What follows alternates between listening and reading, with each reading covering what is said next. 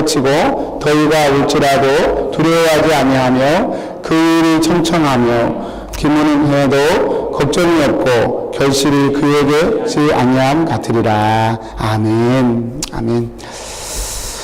저 돈이 간증을 미리 한번 체크해 보면서 제 마음 가운데 돈이 간증 중에 주일날 예배를 안 드리고 한번 목사님이 2달간 한번 가봤다 그랬잖아요. 일반 세상 사람들은 어떻게 사나. 커피숍에도 가보고 공원에도 가보고. 근데 깜짝 놀랐다는 거예요.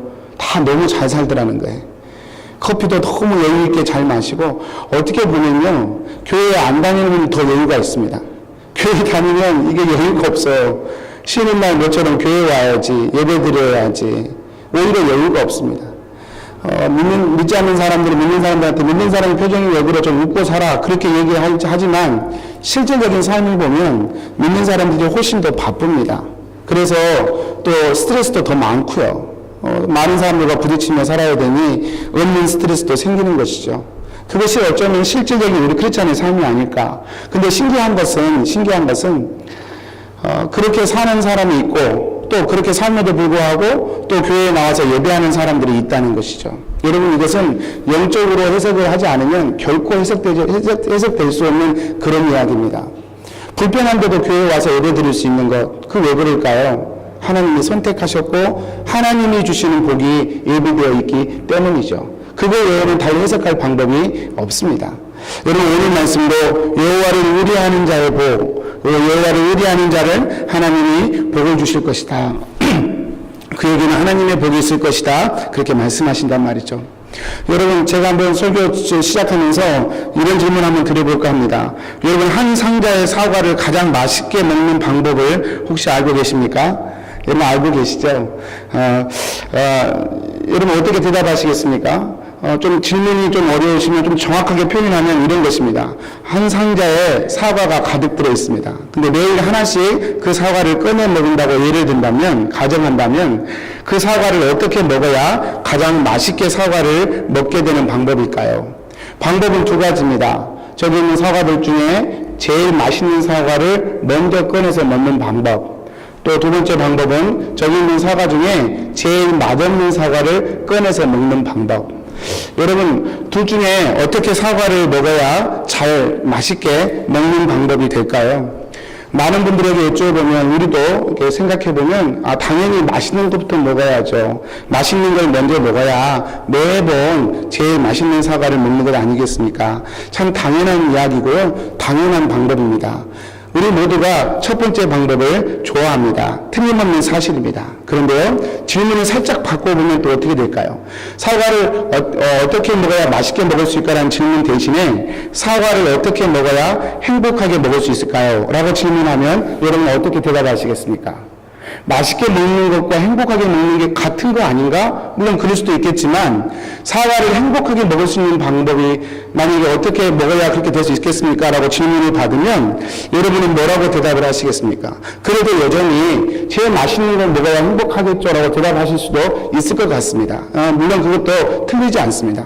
근데 만약에 저에게 물어본다면, 그저 사과를 단순히 맛있게 먹는 방법이라면 당연히 제일 맛있는 사과를 먹겠지만, 사과를 행복하게 먹는 방법을 저에게 물어본다면 저는 2번째 방법을 선택하고 싶습니다. 제일 맛없는 사과를 꺼내서 저는 그것을 먹고 싶어요. 왜냐하면 그 이유는 간단합니다. 매일매일 제일 맛있는 사과를 먹는다는 말은 다른 의미로 말하면 내가 먹는 사과가 어제보다는 맛이 없는 사과임을 의미하는 것이죠. 그리고 오늘은 맛있지만 내일은 더 맛없는 사과를 먹는 것이 너무 뻔하게 결정된다는 것이죠. 혀끝으로는 제일 맛있는 사과지만 마음으로 사과를 먹는다고 생각한다면 이거는 어제보다 맛없는 걸 내가 지금 먹고 있는 것이고 내일은 더 맛없는 것을 먹는다는 것을 마음이 그것을 인식하고 있다면 제 생각엔 그렇게 행복한 사과 먹는 방법은 아닐 것 같습니다. 2번째 방법은 비록 그 상자에서는 제일 맛없는 사과이지만 한 가지 분명한 사실은 지금 내가 먹는 사과는 어제보다 더 맛있는 사과라는 것이죠. 어제보다 더 맛있는 사과를 내가 지금 먹고 있고 내일 내가 먹을 수 있는 사과는 역시 오늘 먹는 사과보다 더 맛있는 사과를 먹을 수 있을 것이라고 하는 마음의 그 느낌이 있을 때 저는 더 행복하게도 사과를 먹을 수 있지 않을까 생각합니다. 사과를 먹는 방법이 혀끝으로 먹는 방법이 있고 마음으로 먹는 방법, 이 두 가지 방법이 있겠다. 저는 한번 그렇게 생각해 봅니다. 여러분, 우리 오늘 청년들에게 사실은 제가 말씀을 증거하려고 준비했는데요. 우리 청년들에게 또는 우리 어른들에게 인생을 사는 방법들을 조언하는 여러 가지 이야기들이 있습니다. 크게 나누면 세 가지라고 얘기할 수 있어요. 첫 번째는 네가 하고 싶은 일을 하고 살아라. 하고 싶은 일을 하고 살아라. 두 번째는 잘하는 일을 하고 살아라. 잘하는 일을 살아라. 세 번째는 꼭 해야 할 일을 먼저 하고 살아라. 이렇게 조언할 수 있겠습니다. 이 세 가지 조언이 사실은 우리가 누군가에게 하는 조언의 카테고리에 들어가게 되어 있죠. 이 세 가지 중에 하나에 들어가게 되어 있습니다. 여러분이 누군가에게 조언을 한다면 여러분은 뭐라고 조언을 하고 싶으십니까? 성경은 무엇이라고 우리에게 조언을 하는 걸까요? 여러분, 많은 분들이 앞으로는 하고 싶은 일을 하고 살아야 그래도 행복할 수 있다라고 조언을 합니다. 이유는 여러분, 사람이 자기가 하고 싶은 일을 해야 창조력이 생기고 창조력이 앞으로 세상을 살아가는 데 있어서 중요한 어떤 기준이 되기 때문에 그 창조력을 발휘하기 위해서는 좋아하는 일을 해야 실패할 확률이 적다라는 그런 취지입니다. 스티븐 잡스라고 하는 사람이 대표적인 사람이죠. 좋아하는 일을 위하여 끝까지 밀어붙였고 그는 다른 사람이 이루지 못할 큰 업적을 남기게 되었어요. 물론 맞는 부분도 있습니다. 물론 또 이것도 중요하게 적용되는 부분이 있습니다. 그런데 저는 개인적으로 요즘에 들어서 이런 것이 그렇게 그닥 좋은 조언은 아니라고 저는 생각을 합니다. 왜냐하면 삶을 살면서 제 자신에게 느껴지는 것, 내가 뭘 하고 싶다라고 생각하는 그 개념 자체가 사실은 어떤 내 자신을 성숙시키는 질적 성숙을 위한 것보다는 그냥 나에게 편하고 좋은 것, 그저 내가 익숙한 것, 그저 내 마음에 이거는 좋겠다라고 하는 단순한 그 생각들로 판단할 때가 참 많기 때문에 그렇습니다. 예를 들면 어떤 학생이 게임을 참 좋아합니다. 그래서 야, 너 게임 좋아하니까 프로게이머가 되라. 이렇게 조언한다면 여러분, 그것은 결코 현명한 조언이 아닐 것입니다. 왜 그럴까요? 여러분, 학생회에서 게임한다는 것은 너무 편하고 익숙한 것입니다. 그 학생만 그런 게 아니라 모든 학생에게 다 동일한 것입니다. 여러분, 편하고 익숙하고 힘들이지 않아도 할 수 있는 것, 그래서 그것을 내가 좋아하기 때문에 그것에 승부력이 있다고 판단하는 것, 그것이 과연 지혜로운 것일까요? 편하고 익숙하고 힘들이지 않고 뭔가 한다면 그것을 뒤집어 보면 나를 성숙시키고 나를 성장시키는 가능성이 없다는 것을 의미합니다. 내 자신을 성장시키거나 내 자신을 성숙시키기를 거절하면서 내 인생이 성공하기를 바란다는 것, 그리고 내 인생이 행복하기를 바란다면 그거야말로 어불성설이 될 것입니다. 그런 면에서 저는 내가 하고 싶은 일을 하라 라고 하는 것을 삶의 최우선순위로 삼으라고 한다는 것은 한 부분으로 본다면 매우 위험한 선택이라 저는 생각합니다. 어떤 분들은 잘하는 일을 하고 살아라 또 그렇게 권면합니다. 이것도 역시 틀린 말은 아닐 거라 생각합니다. 그런데요, 제 경험으로 의하자면 어차피 인생은 어떤 면에서 남보다 뛰어나야 가치를 인정받을 수 있고, 그래서 남들보다 무엇을 잘해야 세상에서 인정받을 수 있기 때문에 이런 조언들을 하지만 제 경험에 의하자면 이것 역시 그렇게 최고의 조언이라고 말할 수는 없겠다 생각합니다. 여러분, 왜냐하면 내가 잘한다라고 하는 그 생각하는 어떤 기준 자체가 매우 주관적일 수 있기 때문에 그렇습니다. 여러분 웃으실지 모르겠지만 웃지 마세요. 저는요, 중학교 시절, 초등학교 시절 운동을 참 잘했습니다. 수영 선수로요, 이렇게 순천시 대표가 돼서, 순천 해봤자 시골이니까 순천시 대표가 돼서 남도 체육대회에 나가서 동메달을 따기도 했습니다. 육상 선수로도 출전해서요, 순천시 대표가 돼서 출전해 보기도 했습니다. 아무도 안 웃으시네요. 믿으시나 봐요. 이 얘기하면 안 믿으시더라고요. 중학교 시절에 제가 축구를 했는데, 체육시간에 축구를 했는데, 축구를 제가 참 좋아했거든요. 축구를 했는데, 체육 선생님이 체육시간 대회 끝나고 저를 따로 불러서 축구부가 있었는데, 축구부실로 데리고 가서, 너 축구 해보지 않겠냐고. 저는 축구 못한다고 그랬더니, 너 해야 된다고. 부모님한테까지 연락을 해서 부모님에게 반대해서 축구부를 들어가지 못했던 그런 기억도 있습니다. 그래서 저는 중학교 시절에 제가 공을 잘 차는 줄 알았습니다. 반에서 축구를 하면 제가 이렇게 포지션을 정해주고 제가 공격하고 너는 수비해 그러면 말을 듣고 그래서 저는 제가 축구를 참 잘하는 줄 알았습니다. 그리고 제가 언젠가 부모님이 반대해서 축구를 못해서 그렇지 내가 축구만 하면 저는 차범근 선수처럼 제가 될 수 있을 것이라고 생각을 했습니다. 그런데요, 고등학교 가서 그 생각이 무참하게 깨졌습니다. 고등학교 갔더니 저보다 더 현란한 발재간을 가진 친구들이 널려 있는 거예요. 저보다 공을 잘 차는 친구들이 고등학교 갔더니 너무 많은 거예요.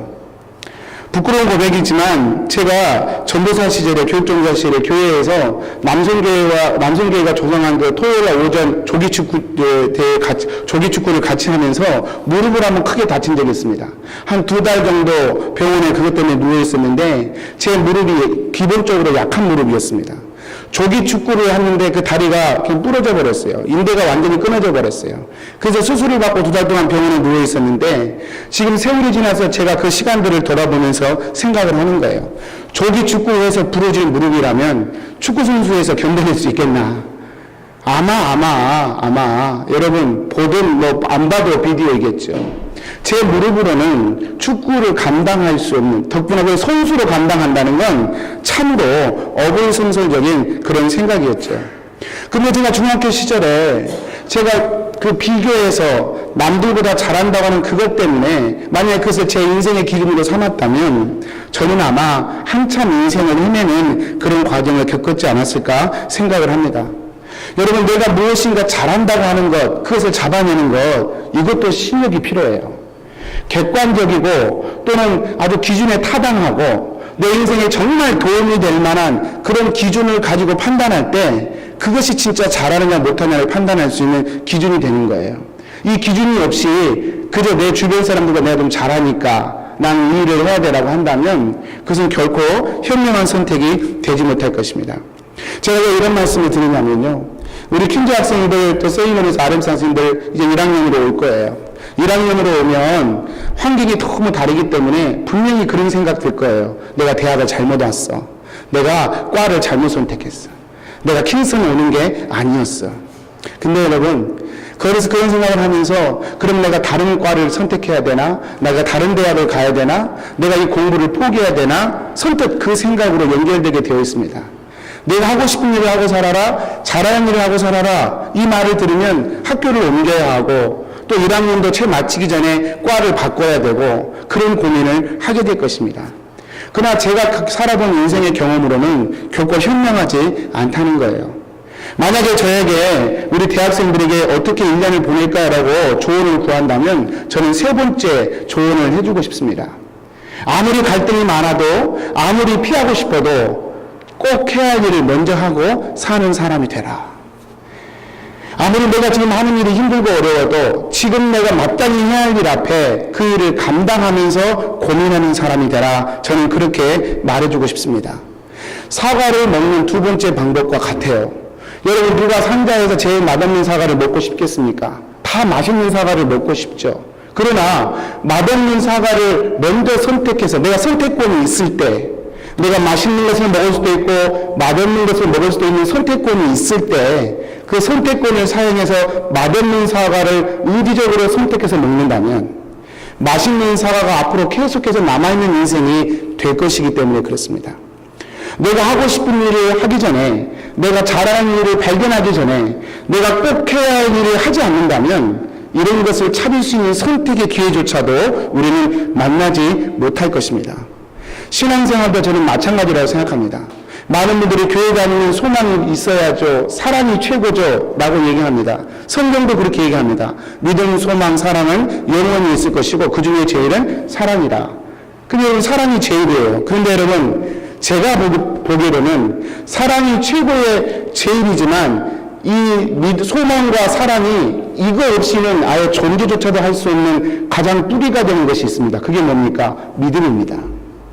믿음, 소망, 사랑, 그리고 그 중에 제일은 사랑이지만 제일 중요한 건 저는 믿음이라고 생각합니다. 믿음이 없는 소망, 의미 없어요. 믿음이 없는 사랑, 그건 성경에서 말하는 사랑이 아니에요. 믿음이 뿌리가 내려졌을 때 사랑이 최고의 가치로, 사랑이 최고의 열매로 드러날 수 있는 것이죠. 그래서 여러분 교회에서 그렇게 믿음을 강조하는 것입니다. 내 마음에 믿음이 자라지 않으면 하나님의 소망도 또는 하나님의 사랑도 사실은 부어지기가 어렵습니다. 믿음을 자리 잡지 못한 채 소망을 기대하기는 참 어려운 것이에요. 여러분, 삶도 그렇고 저는 신앙도 그렇다고 생각합니다. 인생에서 행복도 중요하고 비전도 꿈도 중요합니다. 비전대로 살아야, 꿈대로 살아야 행복할 수 있다고 우리는 그렇게 말합니다. 그러나 그 기초가 되는 것, 내가 지금 해야 할 일을 감당하지 않으면, 내가 해야 할 일을 성실하게 하지 않으면 내 꿈과 비전은 그 자체가 어불성설이 되는 시대를 우리는 살고 있는 것입니다. 우리 사랑하는 청년들, 저는 1년 동안 여러분이 고민할 때 해야 될 수업은 꼭 들으면서 고민하게 되시기를 축복합니다. 수업에도 안 들어가면서 이것은 나한테 적성에 안 맞아. 그건 핑계입니다. 그거는 여러분의 인생을 스스로 꺾어버리는 것입니다. 교회 신앙생활도 마찬가지입니다. 여러분, 내가 해야 할 일 반드시 있어요. 학생에게는 수업에 들어가는 일, 정해진 기간에 레포트를 제출하는 일, 기본적으로 수업을 듣고 공부를 하고 최고의 성적을 받기 위해 노력해야 하는 일, 그것은 내가 어떤 과를 지원했든 어떤 학교에 등록했든 상관없이 학생이라면 반드시 해야 할 일인 것입니다. 이 일을 잘 감당할 때 내가 하고 싶은 일을 선택할 수 있는 기회가 열리게 될 것이고 그 일을 선택할 수 있는 기회를 찾게 될 것입니다. 신앙생활도 마찬가지입니다. 내가 원하는 걸 찾기 이전에 내가 해야 할 일 앞에 성도로서 마땅히 해야 할 예배와 말씀과 기도가 뿌리 가운데 깊이 내려져 있을 때 여러분, 하나님이 주시는 소망도 내가 찾아볼 수 있고 하나님이 주시는 사랑도 내가 누려볼 수 있을 거라는 것입니다. 오늘 이스라엘 백성들에게도 동일한 상황이 벌어졌습니다. 여러분, 이스라엘 백성들이 가나안 땅에 들어가서 선택권이 생겼어요. 그 이전에는 선택 자체가 없었어요. 출애굽할 때 뭐 정신이 있었나요? 그냥 노예였고 힘들어 죽겠어 하나님 살려주세요 그랬더니 하나님이 출애굽 시켜주셨어요. 얼떨결에 홍해 건넜고 광야도 그냥 막 쫓기듯이 아무것도 먹을 것이 없으니까 그저 만나가 내려지는 걸 기다렸고 내려지는 만나 먹었고 살았어요. 근데 가나안에 도착했더니 이스라엘에게 선택권이 생겼어요. 어떤 선택권입니까? 우상을 선택할 것인가 하나님을 선택할 것인가. 우상을 선택할 수도 있고 하나님도 선택할 수 있는 선택권이 이스라엘에게 주어졌어요. 여러분, 오늘 말씀이 바로 그 말씀입니다. 이스라엘이 아예 우상을 선택할 수 없는 상황이었다면 하나님이 이 말씀 안 하시죠. 근데 우상을 선택할 수 있는 기회도 있고 하나님도 선택할 수 있는 기회가 있는 이스라엘 앞에 하나님이 지금 말씀하시는 거예요. 여러분, 그런데 한 가지 알아야 할 것은 여러분, 이스라엘에게서 우상을 선택하는 건 매우 쉽고 매우 편하고 또 매우 그들에게 있어서 매우 합당한 선택일 수 있었다는 것입니다. 이스라엘 백성들이 가나안 땅에 들어갔어요. 그 이전에 이스라엘 백성은 유목민이었습니다. 돌아다니면서 목축을 하는, 그래서 푸른 초장을 찾아서 매번 이동해야 되는, 그래서 텐트를 가지고 이렇게 이동해서 살 수밖에 없었던 것이 이스라엘의 과거의 생활이었습니다. 광야 40년도 마찬가지죠. 그저 불기둥 구름기둥 따라 텐트 가지고 이동하는 거예요. 그냥 텐트 치고 한 열흘 살다가 또 텐트 챙겨서 또 이동하고, 그것이 광야 40년 동안 이스라엘이 살았던 삶의 방법이에요. 근데 가나안에 도착했더니 이제 모든 것이 바뀌었습니다. 집을 지어야 돼요. 집을 짓는다는 말은 이제 그곳에 이제 스테이하면서 드웰하는 거예요. 거주하는 거예요. 여러분, 이스라엘 백성들이 가나안 땅에 거주하면서 농사를 짓기 시작했어요. 여기서부터 이스라엘의 갈등이 시작됩니다. 제가 오늘 사사기 강의 때 말씀드렸지만 이스라엘에게서 농사를 짓는다는 것은 삶의 모든 변화를 의미합니다. 그저 과거에는 하늘에서 내려준 것을 먹었는데 이제는 농사를 지어야 돼요. 여러분, 농사를 지으려면 무엇이 필요하겠습니까? 농사력이 필요합니다. 언제 씨를 뿌리고 언제 결실을 거두고, 이게 농사력이 필요해요. 그런데 여러분, 그 농사력을 누가 가지고 있었느냐? 가나안 사람들이 가지고 있었어요. 과거에 이 농사력은 그들이 섬기는 신의 개념과 밀접한 관계가 있습니다. 제가 언젠가 한번 설교드린 기억이 있는 것 같은데, 여러분, 우리나라 같으면 동짓날이 있어요. 12월 22일인가요? 12일인가요? 그게 동짓날이죠. 그날은 해와 달이 길이가 똑같은 날이에요. 밤과 낮이 길이가 똑같은 날이 한국에서 동짓날이에요. 근데 여러분 동짓날은 사실은 뭐 하는 날이냐면 농부들이 씨앗을 준비하는 날이에요. 해와 달이 이렇게 똑같다는 말은 이제 앞으로 갈수록 해가 길어진다는 의미거든요. 네, 해가 길어진다는 의미예요. 해가 짧아진다는 의미죠. 그래서 그 씨앗을 준비를 해야 돼요. 봄에 뿌릴 씨앗을 준비를 시작하는 날이 동짓날입니다. 그래서 동짓날을 그렇게 정해놓고 이제 사람들이 기억하기 시작했는데 그냥 기억하는 것이 아니라 여러분 우리나라만 보더라도 팥죽을 먹습니다. 동짓날 팥죽을 먹어요. 여러분 팥죽을 왜 먹습니까? 상식적으로도 아시죠? 그냥 축기의 개념이 있어요. 귀신은 빨간색을 싫어한다 그래가지고 팥을 싫어한다 그래서 그 빨간색과 팥이 들어있는 팥죽을 먹으면 집안의 애군이 떠난다. 그래서 팥죽을 먹었었어요. 우리 조상들이. 여러분 동짓날을 기억해야 되는데 그걸 기억하기 위해서 신의 개념, 우상의 개념을 집어넣어서 동짓날을 지켰었어요. 그게 동짓날이에요. 팥죽을 먹는 유래가 바로 그것입니다. 한국에서 농사짓던 모든 농사력은 다 이런 어떤 신적 개념이 다 들어있어요. 우리가 대보름날 이렇게 달집 태우는 것도 사실은 그런 신적인 개념과 다 들어있는 것이죠. 예를 들면 그런 것이에요. 이스라엘 백성들이 농사를 지어야 되는데 농사에 대해서 아는 게 아무것도 없어요. 그래서 농사를 지어야 되는데 언제 씨앗을 뿌리는지 무슨 씨앗을 뿌려야 되는 건지 아무것도 모르기 때문에 가나안 사람과 접촉할 수밖에 없었고 그 가나안 사람들의 농사력을 받아들이면서 농사력만 받아들이는 것이 아니라 그들의 우상도 함께 받아들였던 거예요. 여러분 이것이 얼마나 자연스럽습니까? 먹고 살아야 되는데 여러분 가나안 사람들에게서 자연스럽게 그들의 신을 받아들이고 그들의 농사력을 받아들여서 농사를 짓는 것이 얼마나 몸에 익숙하고 삶의 궤적과 일치하는 것입니까? 그래서 매우 쉬웠어요. 그대로 하는 것이 매우 합당한 것처럼 그렇게 여겨지던 그런 상황이었습니다.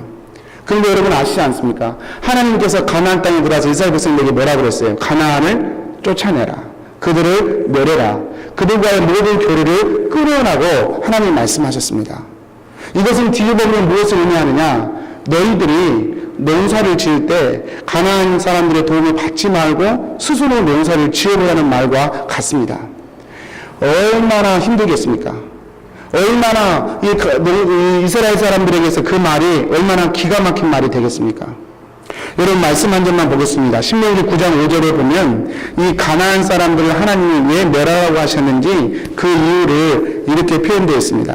내가 가서 그 땅을 차지하면 내 공의로 말미암음도 아니며 내 마음이 정직함으로 말미암음도 아니요 이 민족들이 악함으로 말미암아. 가나안 백성들이 악하기 때문에 내가 가나안 사람들을 가면 쫓아내라 그렇게 명령하셨다. 성경이 그렇게 증언합니다.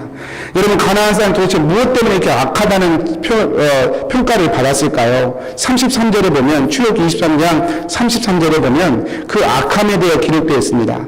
그들이 내 땅에 머무르지 못할 것은 그들이 너를 내게 범죄하게 할까 무엇을 해도 다 신과 연관되어 있었어요. 그들의 농사법을 받아들이며 산다는 것은 그들의 신을 받아들이는 것과 같은 이치였고 그렇게 되면 이스라엘에게 의무가 될 것을 하나님이 경고하셨던 것이죠. 여러분 이것이 쉽겠습니까? 이것을 끊어내는 게 쉽겠냔 말이에요. 여러분 이것을 버려버리는 게 쉽겠습니까? 이것을 끊어내버리고 하나님만 의지하는 게 쉽겠냔 말이에요. 결코 그렇지 않을 것입니다. 그러나 그럼에도 불구하고 하나님은 이스라엘 백성들에게 가나안 땅에 가면 그 땅에 있었던 주민들을 쫓아내라 그렇게 말씀하셨습니다. 왜냐하면 그것 때문에 너희들과 나의 관계가 문제가 생길 것을 하나님이 염려하셨고 경고하셨기 때문이죠. 여러분 하나님이 왜 그런 말씀을 하셨을까요? 그것은 하나님께서 직접 이스라엘 백성들을 지키시고 보호하시길 원하시기 때문입니다. 오늘 7절 8절 말씀 읽고 말씀을 마무리하겠습니다. 7절 8절 같이 한번 읽어보겠습니다. 시작. 무릇 여호와를 의지하며 여호와를 의뢰하는 그 사람은 복을 받을 것이라. 그는 물가에 심어진 나무가 그 뿌리를 강변에 뻗치고 더위가 올지라도 두려워하지 아니하며 그 잎이 청청하며 가뭄이 내어도 걱정이 없고 결실이 그치지 아니함 같으리라. 아멘. 여러분 저는 농부의 아들이기 때문에 농사를 짓는 게 얼마나 힘든지 옆에서 봐서 알아요. 만약에 농사력이 없이 농사를 짓는다면 그건 엄청 힘든 일일 거예요. 그런데 여러분 하나님이 그걸 하라고 명령하십니다. 왜 그럴까요? 하나님을 의지하게 만들기 위해서, 그리고 두 번째는 하나님이 직접 이스라엘을 지켜주고 싶으셔서. 여러분, 농사력이 전혀 없이 농사를 지은다면 한 해는 틀림없이 실패할 거예요. 농사를 지어본 적이 없으니까. 그리고 농사를 어떻게 지을지도 모르니까 당연히 첫 번째 해는 실패할 거예요. 두 번째 해도 실패할 확률이 높죠. 그러나 세 번째, 네 번째 해가 거듭될수록 이제 이스라엘만의 농사력을 갖게 될 것입니다. 그리고 이스라엘의 그 농사력에는 하나님을 향한 신앙 고백이 들어있는 그들만의 삶의 방법들이 생기게 될 거예요. 하나님은 그것을 요구하신 거예요. 하나님이 그렇게 세워가시면 이제 하나님은 이스라엘을 오늘 말씀처럼 물가에 심은 나무처럼 가뭄이 들어도 결실이 끊어지지 않는 그런 민족으로 하나님이 세우실 축복의 약속을 하고 계신 것이죠. 여러분, 좋아하는 것을 하기 전에 먼저 해야 될 일을 해야 합니다. 신앙생활도 마찬가지입니다. 세상과 끌어내라는 말은 비즈니스도 하지 말고 직장도 다니지 말라는 말이 아닙니다. 가치관을 바꾸라는 얘기입니다. 하나님을 의지하면서, 하나님을 예배하면서 말씀과 기도로 내 삶의 가치관을 새롭게 하고 그 일들을 감당하는 새로운 삶을 살아보라고 하나님 우리에게 말씀하시는 것이죠. 여러분, 쉽지 않습니다. 그러나 그럼에도 불구하고 그 길에는 하나님의 인도하심이 있습니다. 오늘 말씀하시지 않습니까? 쉽지 않은 길이지만 너희가 나를 의뢰하면 나의 복을 받을 것이다. 축복하기는 이러한 축복이 우리 사랑하는 청년들에게, 그리고 우리 장년들에게 임하시게 되기를 바랍니다. 우리 기도하겠습니다.